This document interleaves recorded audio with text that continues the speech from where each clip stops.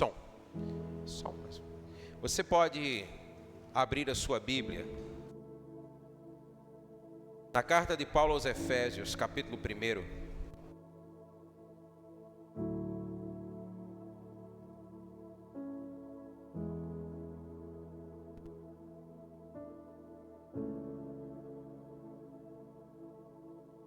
Eu gostaria que você mantivesse a sua Bíblia aberta.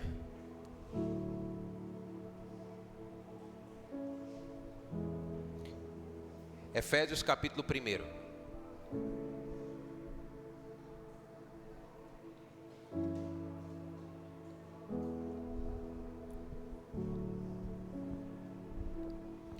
A palavra que o Senhor colocou em nosso coração para compartilharmos nessa noite fala-nos sobre conhecer a Deus plenamente.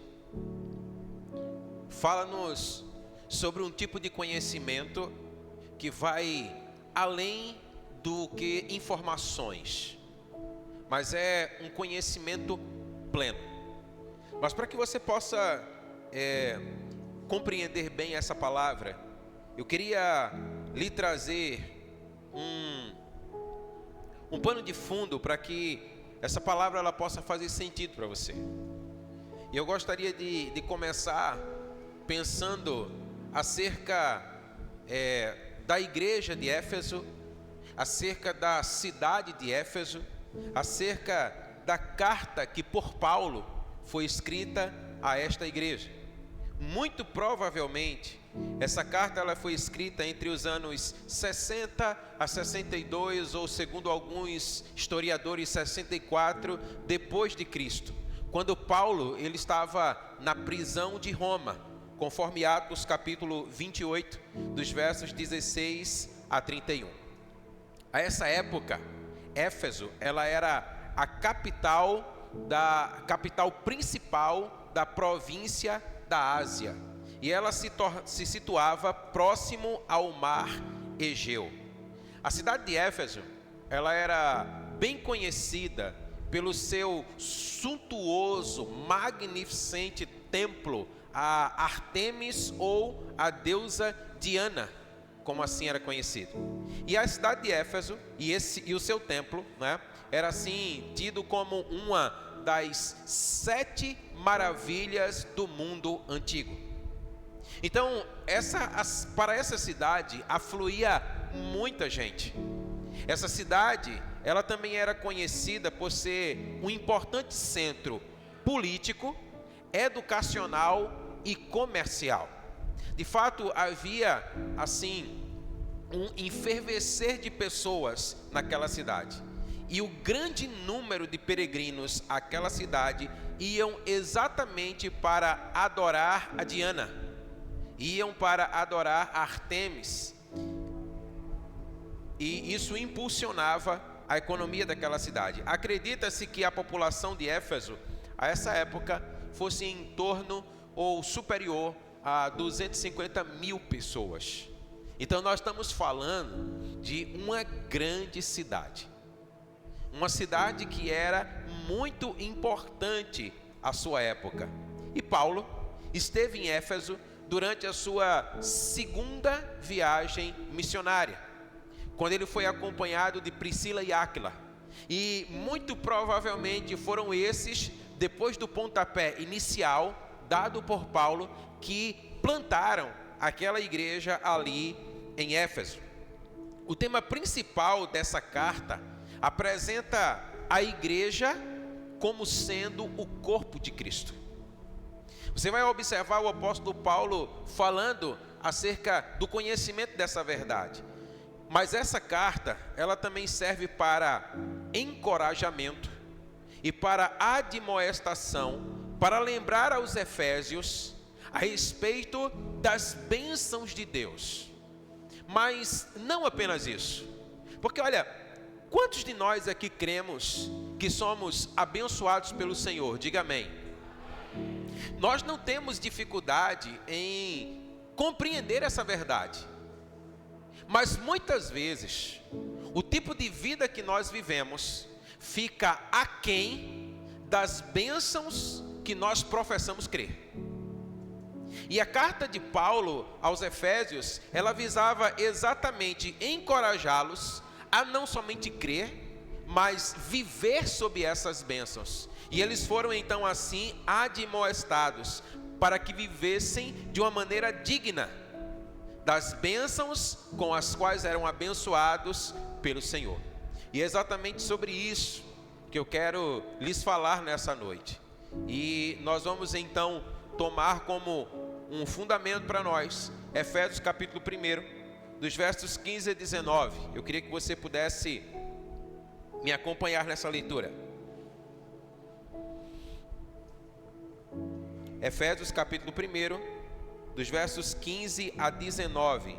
A palavra do Senhor diz assim: por isso também eu, tendo ouvido a respeito da fé que vocês têm no Senhor Jesus e do amor para com todos os santos, não cesso de dar graças por vocês, mencionando-os nas minhas orações. Peço ao Deus de nosso Senhor Jesus Cristo, o Pai da glória, que conceda a vocês espírito de sabedoria e de revelação no pleno conhecimento dele. Peço que ilumine os olhos do coração de vocês, para que saibam qual é a esperança da vocação de vocês, qual é a riqueza da glória da herança nos santos, e qual é a suprema grandeza do seu poder sobre nós que cremos, segundo a eficácia da força do seu poder. Ele exerceu esse poder em Cristo, ressuscitando-o dentre os mortos, fazendo-o assentar à sua direita nas regiões celestiais, acima de todo principado, potestade, poder, domínio e de todo nome que se possa mencionar, não só no presente século, mas também no vindouro, e sujeitou todas as coisas debaixo dos seus pés, e para o ser o cabeça sobre todas as coisas o deu à igreja, o qual é o seu corpo, mediante a plenitude daquele que a tudo enche todas as coisas. Você pode dizer amém? Aleluia. Então, olha, diante desse texto que nós lemos, eu quero abordar aqui alguns aspectos que eles são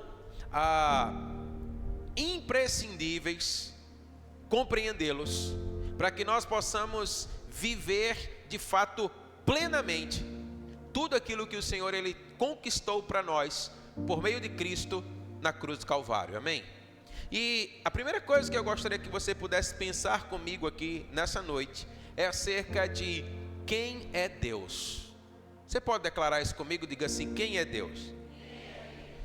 Você já parou para notar que muitas vezes nós falamos muito sobre Deus, nós atribuímos muitas coisas a Deus, mas raramente nós paramos para pensar acerca de quem Ele é.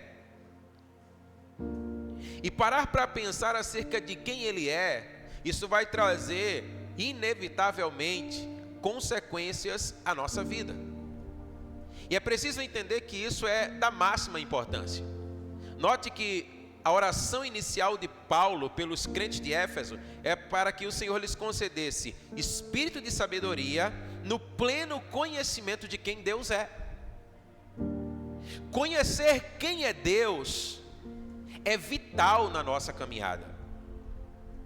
Nós não podemos avançar e sermos profundos de forma que a nossa vida possa marcar outras vidas, se nós não tivermos conhecimento de quem Ele é. Tanto é verdade que Paulo declara: eu oro para que o Espírito do Senhor possa iluminar o entendimento de vocês, para que vocês possam ter sabedoria no pleno conhecimento de quem Ele é. Note, não é um conhecimento superficial, mas é um conhecimento pleno. Isso é o que de fato fará toda a diferença. Então, olha, conhecer a Deus é certamente a maior de todas as necessidades que nós temos na nossa vida. E nós não podemos passar a nossa vida sem de fato nos depararmos com essa realidade do conhecimento de quem Deus é. A Bíblia nos diz que nós fomos criados por Ele, amém? E nós fomos criados por Ele com um propósito. E para que nós possamos nos enxergar dentro daquele que é o propósito de Deus para a nossa vida, precisamos conhecê-lo. O conhecimento de Deus vai trazer a nós um conhecimento acerca da nossa própria vida. Então, olha, não conhecer a Deus, ou conhecê-lo parcialmente, é um grande mal para nós. E sabe o que eu tenho notado? Que muitos que professam a sua fé em Cristo, e de fato são sinceros naquilo em que creem, não conhecem o Senhor de uma forma plena. E isso fica muito notável pelo tipo de vida que vivem. Porque olha, se de fato o conhecimento que eu tenho acerca de Deus é profundo, é pleno, isso vai me levar a viver uma vida diferente da que hoje eu tenho vivido. Porque um conhecimento profundo me chama a responsabilidade. Sabe, é interessante porque há um trecho das Escrituras que vai dizer para nós que um homem, o qual a Bíblia declara que era um homem reto, justo, temente a Deus, que se desviava do mal, o seu nome era Jó. Ele vai perceber na trajetória da sua vida que ele não conhecia o Senhor. E é interessante porque o próprio Deus dava testemunho acerca de quem era Jó. Mas num dado momento, quando os seus olhos se abrem, ele vai declarar: antes eu te conhecia de ouvir falar, mas hoje os meus olhos te veem. Ou seja, os meus olhos se abriram, e eu pude então ver, conhecer o Senhor de uma forma que eu não conhecia. Eu pude conhecer o Senhor de uma forma plena, de uma forma profunda. Então, o conhecimento que eu tenho de Deus, ele vai determinar o modo de viver que eu vivo. Se você vive uma fé inconstante, é porque muito provavelmente você não conhece plenamente. Se você vive uma fé que ela é abalável, muito provavelmente você não conhece plenamente. Se você vive uma fé aonde, sabe, você vive altos e baixos, muito provavelmente você não conhece plenamente. E aquele que escreveu esta carta era alguém que conhecia o Senhor plenamente. Como eu pude aqui declarar logo no início, a ocasião em que essa carta foi escrita foi quando ele estava preso. E ele estava preso exatamente pela pregação do Evangelho. Então ele estava sob perseguição.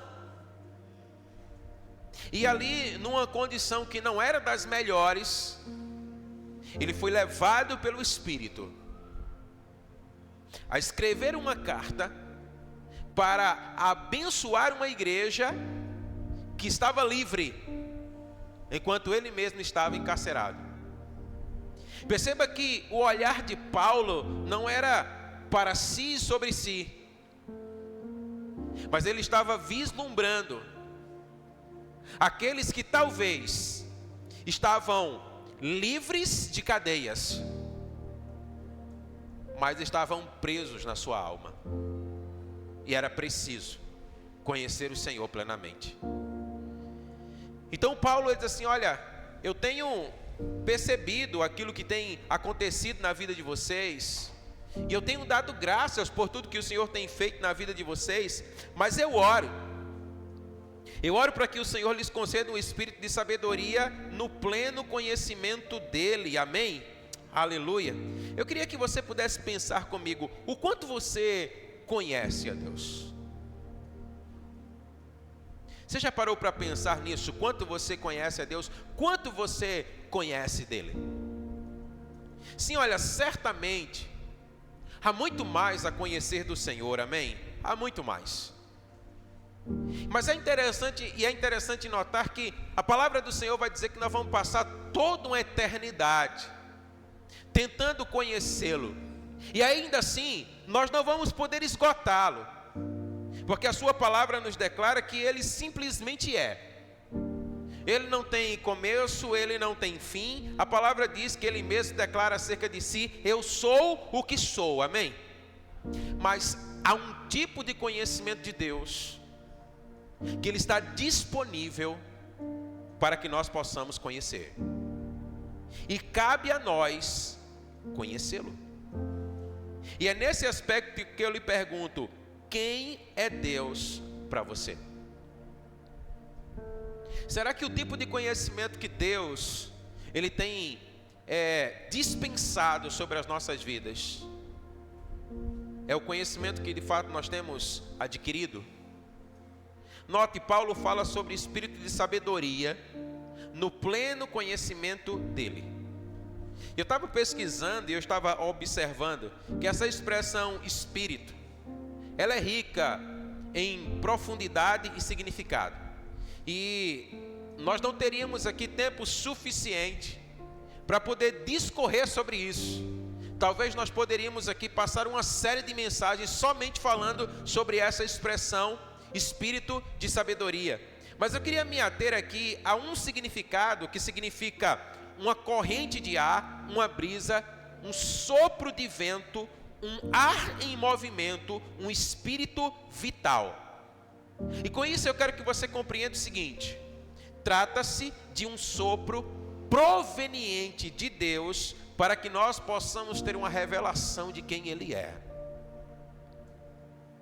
Perceba, é algo que começa no próprio Deus. Ele sopra sobre nós, é um ar em movimento que vem sobre as nossas vidas, que nos toca, que nos envolve e que abre os nossos olhos para que nós possamos ver quem Ele é. Você pode dizer glória a Deus? Então, olha, tudo parte dele mesmo.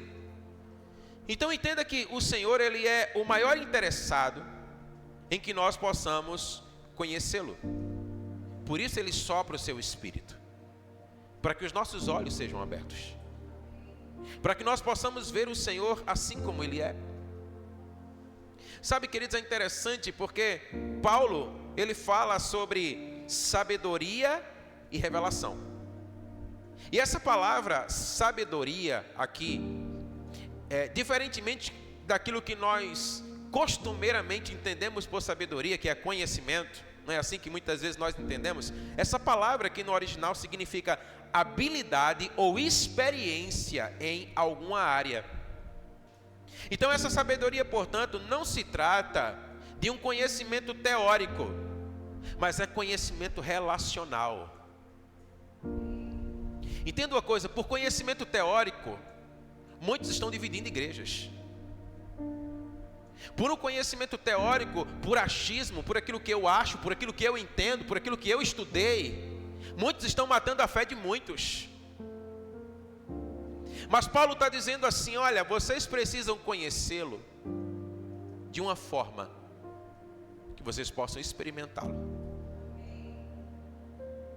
É algo que vai além do intelecto, mas é se relacionar com Ele. O Senhor está dizendo assim: olha, eu estou chamando vocês para uma experiência viva, para um relacionamento. Eu estou chamando vocês para vocês estarem próximos a mim, para que os seus olhos possam ser abertos e vocês possam viver na minha presença. E esse relacionamento, ou esse conhecimento, ele é do tipo profundo, não é superficial. Sabe, irmãos, quem conhece o Senhor dessa forma, vive de uma maneira digna do Senhor. Você consegue imaginar o apóstolo Paulo declarando que vai abandonar a fé? Alguém consegue imaginar isso aqui? Você consegue imaginar o apóstolo Paulo inconstante na sua fé, ora é, ora não é? Qual é a diferença, talvez, de Paulo para muitos de nós? É que Paulo pôde conhecer o Senhor em sabedoria profunda. Paulo, ele pôde conhecer o Senhor num relacionamento íntimo. Ele experimentou Deus. Sabe? Isso é o que o Senhor espera de nós. O Senhor não nos tem chamado para viver uma fé superficial. O Senhor não nos tem chamado, sabe, para viver uma fé onde quando tudo me vai bem, eu vou bem. Mas quando as coisas não estão tão bem aos meus olhos, olha, entenda comigo, eu não estou falando de que nós não vamos passar por adversidades na nossa vida. Adversidades que muitas vezes vão vir e bater contra nós. E que muitas vezes, sabe, vão querer roubar algo do nosso coração. Vai querer nos tirar do lugar onde o Senhor plantou. Todos nós sabemos o que é isso, irmãos. E essa palavra, portanto, não é nenhum tipo de julgamento. Mas o que eu quero que você entenda é que um conhecimento em sabedoria, um conhecimento profundo, finca os nossos pés. A tal ponto que Paulo está preso, dizendo assim, ó, eu oro por vocês, para que vocês possam conhecê-lo. Para que talvez, se vocês virem a passar pela experiência que eu estou passando agora, vocês não desistam da fé, mas vocês permaneçam. Por isso eu oro para que o Senhor dê a vocês um espírito de sabedoria no pleno conhecimento de quem Ele é, amém? Ele fala sobre revelação, e essa palavra revelação, aqui ó, é descobrir, desnudar, iluminar, instruir, tornar aquilo que era desconhecido, conhecido. Então é mais ou menos assim, olha, o que Paulo está declarando é, há um sopro do céu, que está se movimentando na nossa direção, nos chamando para um relacionamento profundo, onde nós vamos conhecer o Senhor não somente de ouvir falar, mas de estar com Ele, de estar na sua presença. Trata-se de uma experiência viva, uma experiência relacional, onde o que era desconhecido acerca de Deus nos é revelado. Então, olha, quem é Deus para você?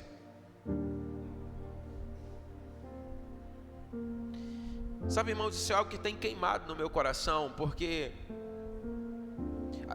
eu acho que eu tenho vivido alguns dias, tipo de Jeremias, quando ele dizia, Senhor, por que tu me fizeste ver isso?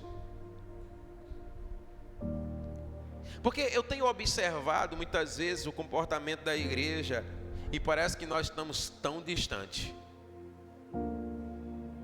daquilo que é esperado para nós. Saiu recentemente um censo, não sei quantos tiveram a oportunidade de ver, que fala sobre o franco crescimento da igreja evangélica no Brasil. Quem viu isso aqui? Há uma estatística que não é de hoje, mas que declara que talvez em 2030, 2035, nós vamos ser mais da metade da população do Brasil de evangélicos. Mas é interessante porque ao mesmo tempo que isso nos traz entusiasmo, nos traz também uma preocupação. Porque que tipo de igreja nós seremos daqui a 10 anos? E muito do que nós seremos é um reflexo daquilo que nós somos hoje. Se nós estamos plantados em um lugar e nós não fazemos a diferença, há algo que precisa ser aperfeiçoado. Porque entenda, a palavra de Deus diz assim, de sorte que nós somos embaixadores em nome de Cristo. como se Deus por nós rogasse. Rogo-vos, pois, pela compaixão de Deus, que nós possamos ser de fato esses embaixadores da parte de Cristo, declara a palavra do Senhor. Ou seja, a palavra do Senhor está dizendo assim: olha, vocês me representam na terra. Pare e pensa, irmãos. Será que de fato nós estamos representando bem a Ele? E isso está muito atrelado ao tipo de conhecimento que eu tenho acerca de Deus. Então, quem é Deus? Quem é Deus para você? Quem é Deus para mim? Quem é Deus para essa comunidade de fé? Se Deus é apenas alguém que eu me proponho a adorar num domingo, eu ainda não conheço plenamente.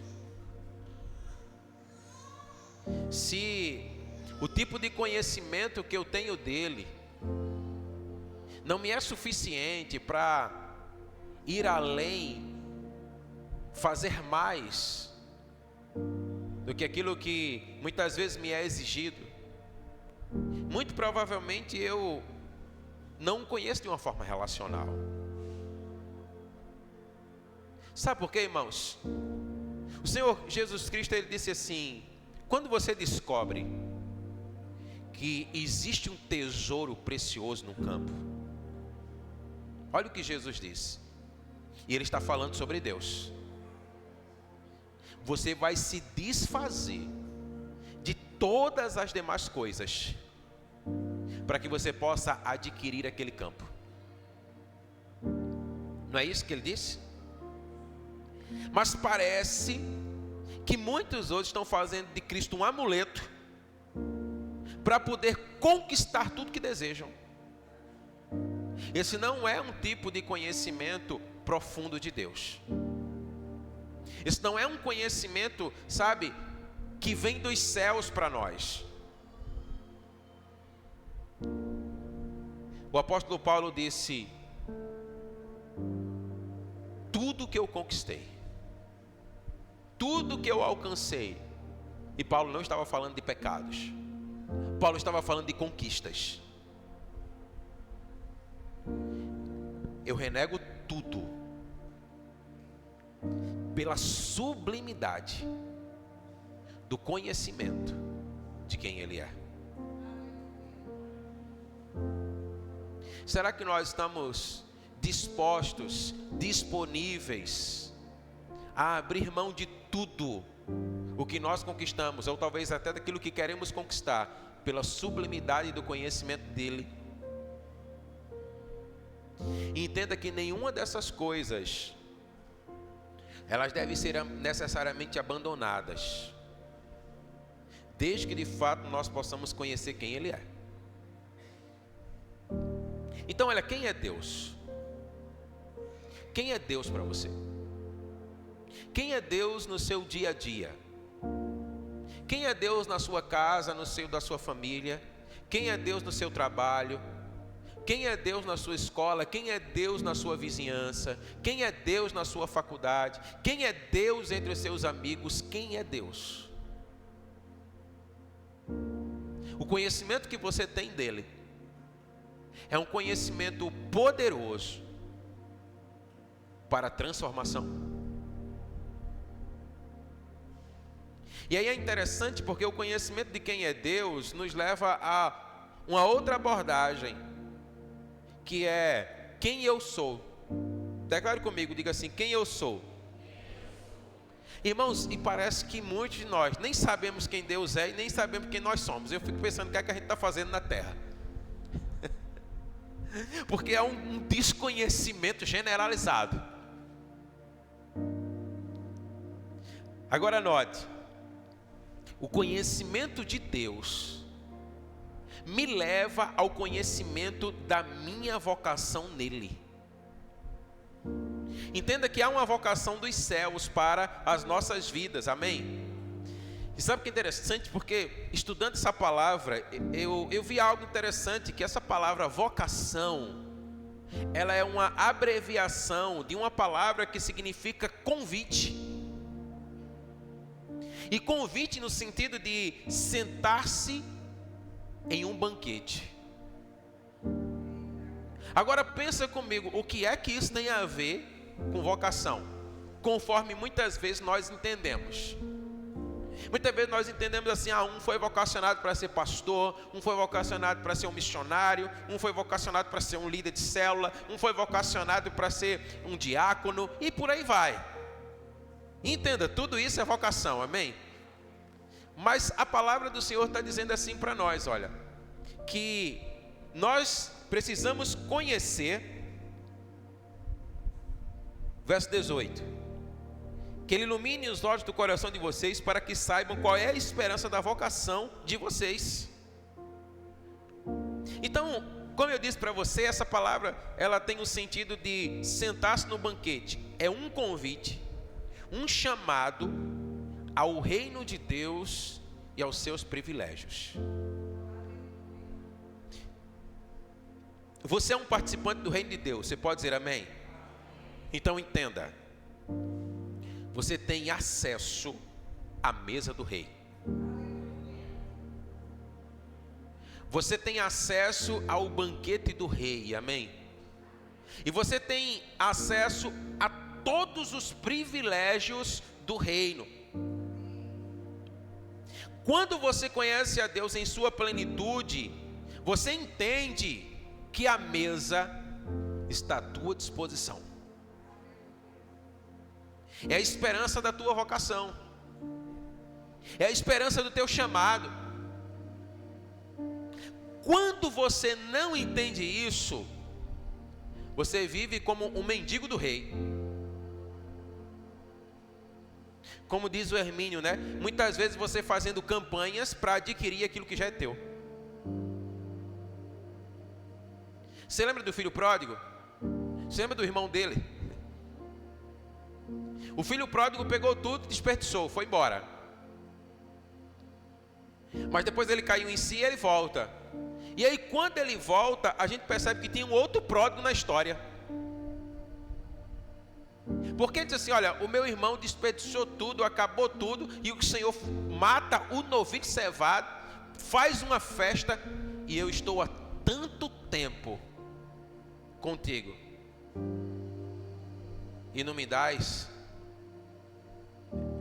O que ele disse que não me dava? É porque ficou na minha mente a imagem que eu vi da inteligência artificial essa semana, dizendo, você não me dá nem um pé de galinha. Não me dá um cabrito, não me dá nem um novilho. Aí o pai diz assim, tudo que eu tenho é teu. O banquete sempre esteve à tua disposição. Mas se você não conhece quem é Deus, você acha que você é um mero servo. Quando você não conhece quem é Deus, você acha que você tem que fazer algo para poder conquistar algo. Mas quando você conhece quem é Deus, você entende que tudo já foi preparado. Você entende que a mesa já está preparada e você tem acesso. Ele está dizendo, filho, tudo que eu tenho é teu, você pode desfrutar, sempre foi seu. Isso faz sentido para você, amém? Então olha, quando você conhece a Deus em sua plenitude, a mesa está à tua disposição. Então entenda que o conhecimento de quem é Deus vai te levar ao conhecimento de quem você é, amém? Quem eu sou? Você já parou para se perguntar quem você é? Declare comigo, diga assim, eu sou o herdeiro do reino. O reino está à minha disposição. Irmão, pare e pensa comigo. Você já parou para imaginar que na mesa de Deus não falta nada?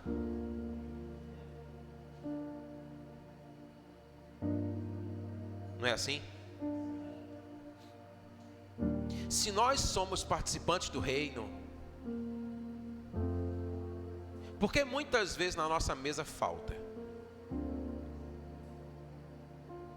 E aí eu quero que você entenda comigo aqui, olha, Eu não estou sendo triunfalista. Eu apenas estou dizendo que tem uma mesa preparada para você.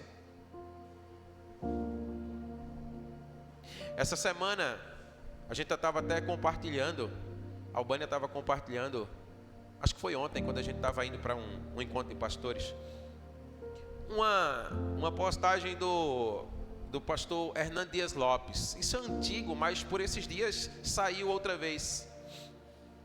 Existia uma igreja, é uma história real, uma igreja no interior, eu acho que de João Pessoa, se não me falha a memória, isso há muitos anos atrás, de uma igreja que tinha um programa de TV, era de rádio, um programa de rádio, e eles pensaram assim, eles estavam prestes a encerrar o programa por falta de verba para poder manter aquele programa.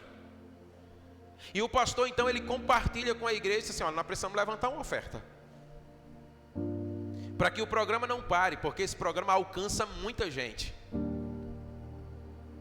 E aí tinha um casal muito humilde lá na igreja, e eles criavam animais. E a senhorinha, ela ficou ali no pé do seu marido: olha, a gente tem que dar uma oferta, a gente tem que dar uma oferta. E ele dizia: mas mulher, o que é que a gente tem para dar? O que é que a gente vai dar de oferta? A gente tem que dar uma oferta. E ele disse assim: já sei, a gente vai dar um galo. É o melhor que nós temos. E aí ele pegou lá, eles pegaram lá o galo, a galinha, não lembro agora, mas foi um bicho desse aí. Chegou lá na casa do pastor: pastor, nós viemos dar a nossa oferta. E o pastor olhou e pensou consigo mesmo: o que é que eu vou fazer com esse galo? Mas ele pegou aquele galo. E esse pastor, se não me engano a história, ele foi pregar na igreja do pastor Jeremias Pereira, na 8ª igreja presbiteriana em Belo Horizonte. A história chegou lá, né? A história chegou lá. A história correu. Não sei como, mas correu. E aí o pastor Jeremias contou essa história. E eles disseram assim: nós vamos levantar uma oferta para essa igreja. E eles levantaram uma oferta que foi suficiente para 2 anos de programa. Um galo, irmão. Você está entendendo?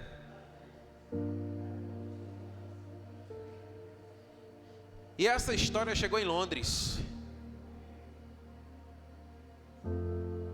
E os irmãos lá na igreja disseram assim: a gente precisa conhecer quem é essa mulher. Foram em busca de conhecer quem era essa mulher. E chegaram lá e viram a vida muito humilde dela. Construíram uma casa para ela. Aumentaram o espaço dela de cuidar dos seus animais. Enfim, a vida dessa mulher foi transformada. Muitas pessoas foram alcançadas. Como? Escreveram um livro acerca da história dessa mulher. Simplesmente porque ela entendeu quem ela era no reino.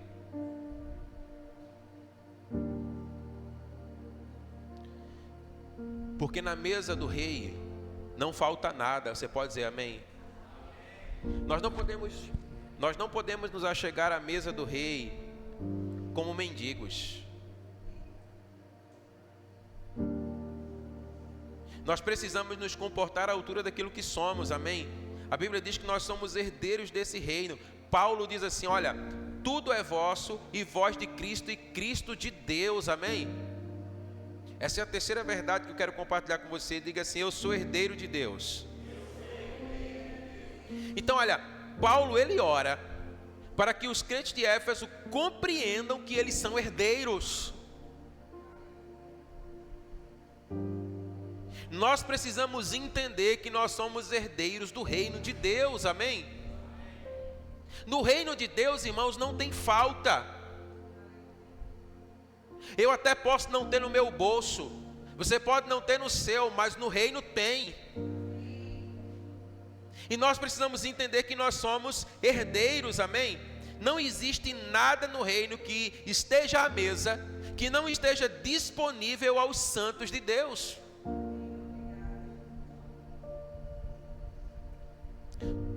Tudo o que era mal e que nos incapacitava de desfrutar do reino, Jesus tomou sobre si e estabeleceu a mesa. Você entende isso? Estabeleceu sobre a mesa. Qual é a tua necessidade? O Senhor estabeleceu uma mesa. Ele já removeu toda a incapacidade e todo o mal. E Ele disse, você é herdeiro. É nesse sentido que Ele diz, olha, vinde, tomai e comei. Comei do meu corpo, bebei do meu sangue. Porque tudo já foi feito, amém? O preço necessário já foi pago. Então hoje, por causa de Cristo, você pode se assentar à mesa. E a palavra diz, olha, tudo é vosso. A palavra diz que nós estamos assentados nas regiões celestiais em Cristo Jesus, amém? Agora, sabe um erro que também muitos incorrem aqui? É que achar que a mesa é um lugar de regalias. E não é nesse sentido que o banquete foi preparado. Entenda uma coisa. Olha para a pessoa que está ao seu lado e diga assim para ela, essa mesa te capacita. Essa mesa te reveste de poder. Amém? Agora note que isso vai fazer sentido para você, porque essa é a quarta verdade que eu quero compartilhar. O poder de Deus está à nossa disposição do banquete que Ele nos tem preparado. Entenda uma coisa, irmão, olha, Paulo declara que o poder do Espírito Santo que ressuscitou Jesus Cristo, o nosso Senhor, dentre os mortos, foi o poder que o fez assentar nas regiões celestiais, acima de todo o principado, de toda a potestade, de todo o domínio. E a Bíblia diz que Ele o deu. Ele deu Cristo à igreja, fazendo dele o seu cabeça. Amém? Agora entenda, veja Efésios capítulo 3, verso 10. A palavra diz assim: e isso, para que agora pela igreja, a multiforme sabedoria de Deus se torne conhecida dos principados e potestades nas regiões celestiais. Você pode dizer amém? Então entenda uma coisa comigo. O que é essa multiforme sabedoria? É um conhecimento profundo e relacional, amém? Então o Senhor está dizendo que pela igreja, esse conhecimento de Deus, ele precisa se tornar conhecido. E aí você vai entender algo comigo. Paulo está falando para uma igreja que está inserida dentro de um contexto de idolatria. Uma grande cidade que afluía muitas outras para adorar Diana. E aí Paulo está dizendo assim, olha, não pensem vocês que vocês vão fazê-los conhecer quem é Deus através de uma simples linguagem de persuasão humana. Vocês precisam conhecer Deus profundamente.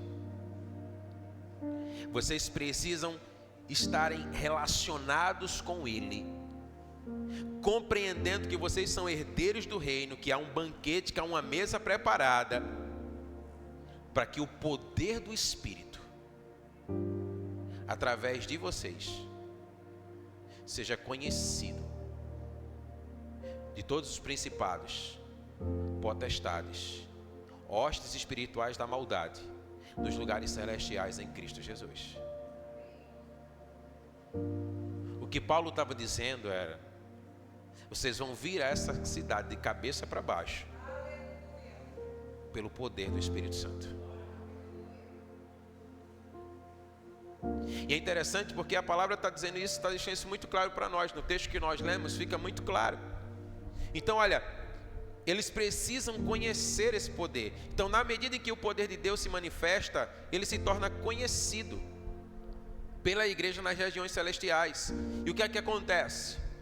O reino se expande, irmãos. O reino avança. Entenda, nós temos métodos, nós temos estratégias, mas nada disso pode substituir o poder do Espírito Santo. Nada. Uma célula não pode substituir o poder do Espírito Santo. Um casa de paz não pode substituir o poder do Espírito Santo. Então nós vamos fazer uso de todas as estratégias, mas lá, na hora do vamos ver, o poder do Espírito Santo tem que operar.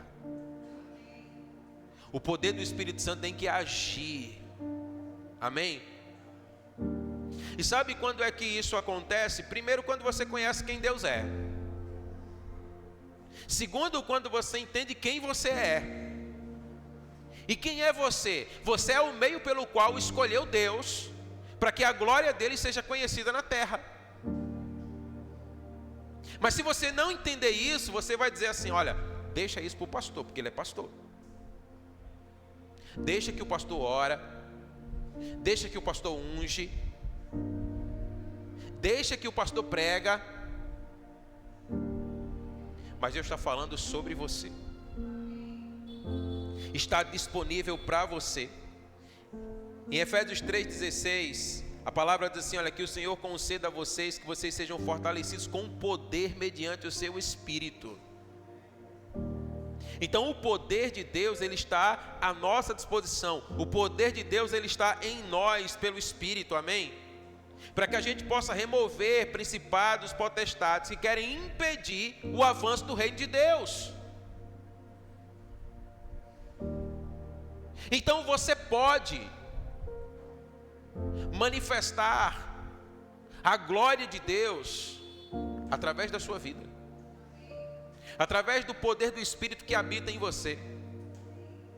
Nós precisamos entender, irmãos, aquilo que Paulo está declarando. Olha, em Efésios 3,20 ele diz assim: olha, Deus é poderoso para fazer infinitamente mais de tudo que você pede ou pensa, conforme o seu poder que opera em nós.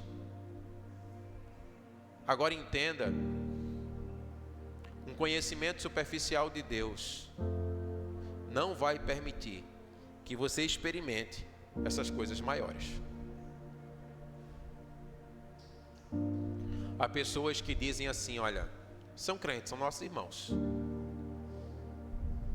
eles fazem parte da turma, mas eles dizem assim: Deus não faz mais o que ele fazia antigamente.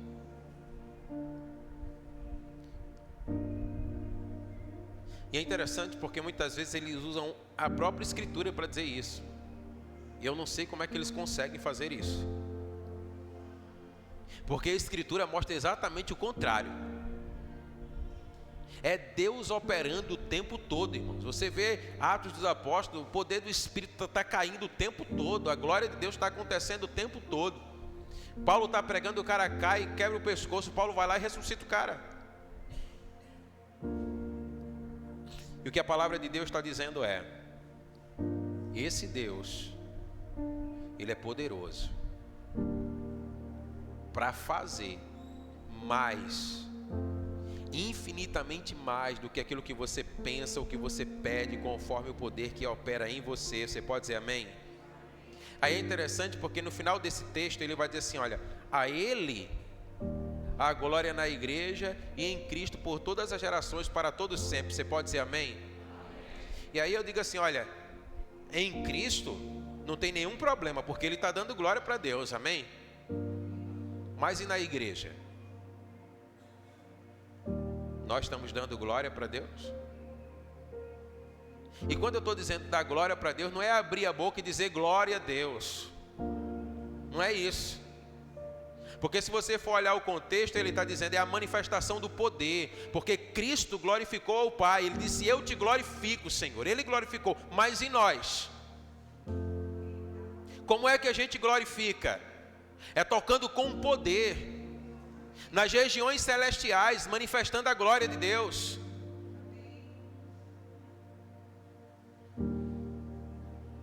é levando o cego a enxergar, o surdo a ouvir. Você já teve a oportunidade de orar por algum cego que não viu? Alguém já teve essa oportunidade de orar por um cego que não viu? Eu já. Ele não viu, mas eu orei. Você percebe a diferença? Você já teve a oportunidade de orar por alguém com câncer e essa pessoa ser curada? Eu já orei e eu já vi essa pessoa ser curada. Eu não estou dizendo para você que eu sou melhor do que você. Eu apenas quero que você entenda que existe uma mesa que está disponível para você. E na hora que você começar a tomar e comer daquilo que está na mesa, e você começar a se expor, você vai começar a ver coisas maiores, inimagináveis, que você nunca viu. Agora, se você não quiser, você vai ser um bom crente que aos domingos continua vindo à igreja. Mas Deus tem mais para você. É isso que nós precisamos entender. O Senhor tem mais para nós.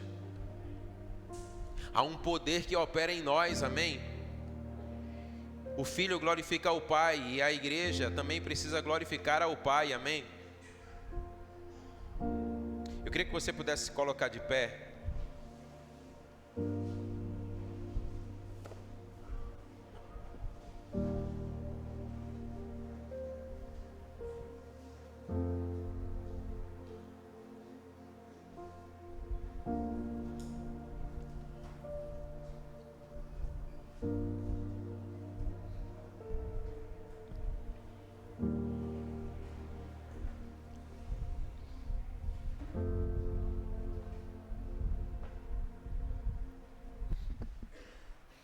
Eu queria que você pudesse entender aqui comigo, olha.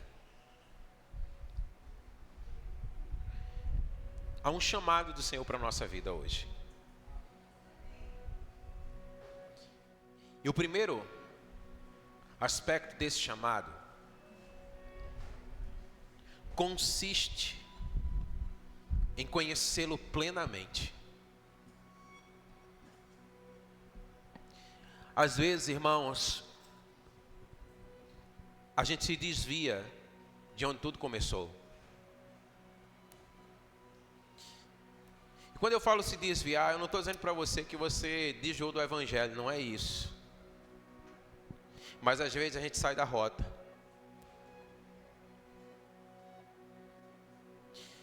Ontem pela manhã, eu, Albânia e alguns outros aqui, alguns líderes, tivemos a oportunidade de participar de um encontro de pastores. Quando eu entrei naquele lugar e eu comecei a orar, eu fechei os meus olhos, tudo que vinha à minha mente foi o momento em que eu conhecia Cristo. Parecia que eu estava sendo reportado para lá. Uma vez eu já contei esse testemunho. Eu estava lá encostado na porta da minha casa, que é bem diferente do que é hoje, que é onde minha irmã mora. E eu estava lá e eu estava ali ouvindo Deus falar comigo. E isso ficava vindo à minha mente o tempo todo, e um constrangimento dentro de mim, que eu não estava conseguindo discernir muito bem o que era.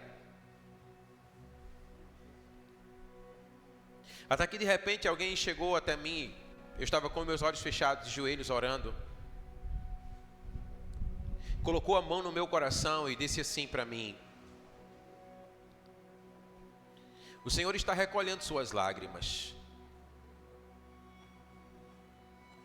E o Senhor, Ele está dando para você uma unção sobre paternidade. E Ele diz assim para você: pede-me, e eu te darei as nações por herança, e as extremidades da terra por tua possessão. Aí eu comecei a entender, porque a minha mente estava sendo reportada para onde tudo começou. Porque ali, no ato da minha conversão, o Senhor já começou a encher o meu coração acerca das nações. E aquela palavra então começou a fazer sentido para mim. E ele disse assim ainda mais, olha, o lugar da tua autoridade, ele só vai se expandir na medida em que você avança. Porque muitas vezes nós só queremos fazer aquilo que está ao alcance das nossas mãos. Se cabe dentro das minhas forças, se cabe dentro do meu bolso, eu vou. E um dia antes, irmãos, eu tinha orado. Eu estava conversando com minha esposa lá no trabalho e eu em casa. Porque olha, como vocês sabem, nós fazemos hoje uma escola. A escola do sobrenatural da Bethel. Inclusive um dos nossos professores estava lá ontem. E ela estava dizendo assim para mim, a Albânia perguntando, e o desejo do seu coração? Porque assim, ela se formou agora. Em outubro tem uma imersão. É onde nós podemos sair daqui e ir para lá, para a Califórnia. E sabe, lá na escola eu recebi uma palavra dizendo assim, há uma chave que vai ser virada quando você colocar os seus pés lá. E eu estava dizendo para a Albânia assim, eu até me vi quando o pastor estava pregando, porque ele estava dizendo assim, olha, quando eu estou cheio da unção eu acredito em tudo. Quando eu estou pregando eu acredito em tudo. Deus cura, Deus faz milagre, mas depois que a unção vai, você olha e diz assim, oxe, mas não tem condição nenhuma de eu fazer isso. Não é assim que muitas vezes nós sentimos? E eu estava dizendo para ela assim, olha, eu quero, mas eu não vejo possibilidade nenhuma. Mas eu quero que Deus fale comigo. E Deus falou comigo. E agora eu não estou mais olhando para as possibilidades que são minhas. Porque eu creio que Deus vai nos levar. Eu não sei exatamente quando, mas Deus vai nos levar. E lá nós também saímos com a decisão que nós não somente vamos para a Califórnia, mas nós também vamos para Madrid, porque existe uma cruzada evangelística lá e nós vamos estar servindo lá. Você pode dizer amém conosco? Como é que vai ser isso? Eu não sei, mas eu disse, Senhor, eu não tenho que saber de nada, eu só tenho que confiar em Ti. O Senhor trouxe de volta a origem, dizendo assim, quem você acha que eu sou? Eu sou Deus. Com todo respeito, irmão Antônio, Deus está dizendo assim, eu não sou o Antônio da padaria. Eu sou Deus. Eu posso fazer tudo. Não existe nada que seja impossível. E é assim que eu e você precisamos olhar para Deus. Quem é Deus? Esse é o primeiro chamado das nossas vidas hoje. Quem é Deus? Será que nós não precisamos conhecer a Deus de uma forma mais profunda?